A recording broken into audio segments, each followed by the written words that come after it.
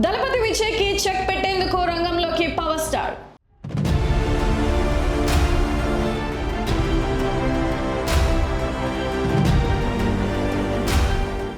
ఎప్పుడూ వేడిగా ఉండే తమిళనాడు వాతావరణం ఇప్పుడు ఎన్నికల సెగలతో మరింత హీటెక్కింది.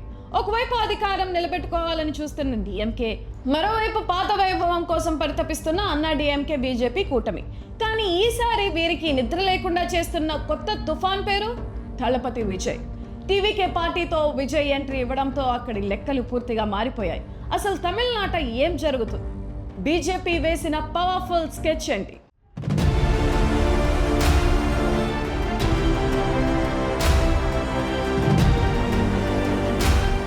తమిళనాట సినిమా వాళ్లకు రాజకీయాలు కొత్త కాదు. ఎంజీఆర్, జయలలిత, కరుణానిధి లాంటి దిగ్గజాలు ఇక్కడి నుంచి వచ్చిన వాళ్ళే. ఇప్పుడు అదే బాటలో దళపతి విజయ్ తొలిసారి ఎన్నికల బరిలోకి దిగుతున్నారు. అయితే ప్రభుత్వ వ్యతిరేక ఓటు చీలకుండా ఉండాలని బీజేపీ విజయ్ని తమ కూటమిలోకి లాగాలని ఎన్నో ప్రయత్నాలు చేసింది. కానీ దళపతి మాత్రం ఒక ఒరిలో రెండు కొత్తలు ఇమడలేవు అన్నట్లుగా ఎవరితోనూ పొత్తు పెట్టుకునేదే లేదని తేల్చి చెప్పారు. ఎవరికి వారే యమునా తీరే అన్నట్లు ఒంటరిగానే పోటీ చేస్తామని ప్రకటించడంతో అరవ రాజకీయం రసవత్తరంగా మారింది.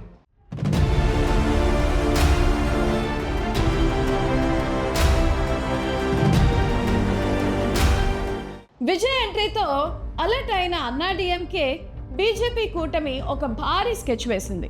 స్టార్డమ్కు స్టార్డమ్తోనే చెక్ పెట్టాలని, వజ్రాన్ని వజ్రంతోనే కొయ్యాలి అన్న సామెతను ఫాలో అవుతూ AP deputy CM power star Pawan కళ్యాణ్ను రంగంలోకి దించుతుంది.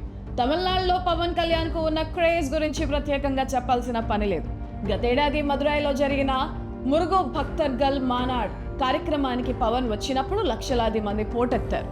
ఇప్పుడు బీజేపీ రాష్ట్ర అధ్యక్షుడు నయనార్ నాగేంద్రన్ కోసం సత్తూరు నియోజకవర్గంలో పవన్ ఎన్నికల ప్రచారం చేయబోతున్నారు. సత్తూరులో తెలుగు మాట్లాడే ఓటర్లు ఎక్కువ. దాంతో పవన్ ఎంట్రీ దళపతి విజయ్ పార్టీకి గట్టి పోటీ ఇస్తుందని విశ్లేషకులు భావిస్తున్నారు. ఇక ఎన్నికలు అనగానే ముందుగా గుర్తొచ్చేది ఉచిత హామీలు. అత్త సొమ్ము అల్లుడు దానం చేసినట్లు రాజకీయ పార్టీలు హామీల వర్షం కురిపిస్తున్నాయి. ఇటీవల అన్నా డిఎంకే ఏకంగా 297 హామీలతో తమ మేనిఫెస్టోను రిలీజ్ చేసింది. ఇందులో మహిళలకు ఉచితంగా ఏసీలు, స్టడీ లోన్లు మాఫీ, ఇక పురుషులకు ఉచిత బస్సు ప్రయాణం లాంటి క్రేజీ స్కీమ్స్ ఉన్నాయి.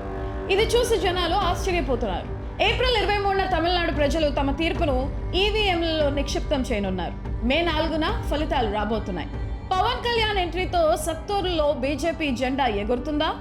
దళపతి విజయ్ తన తొలి ఎన్నికల్లో సంచలనం సృష్టిస్తారా, లేదా పాత పార్టీలే మళ్ళీ చక్రం తిప్పుతాయా? మరి ఈ రాజకీయ చదరంగంలో గెలుపు ఎవరిది అని మీరు అనుకుంటున్నారు? కామెంట్ చేయండి.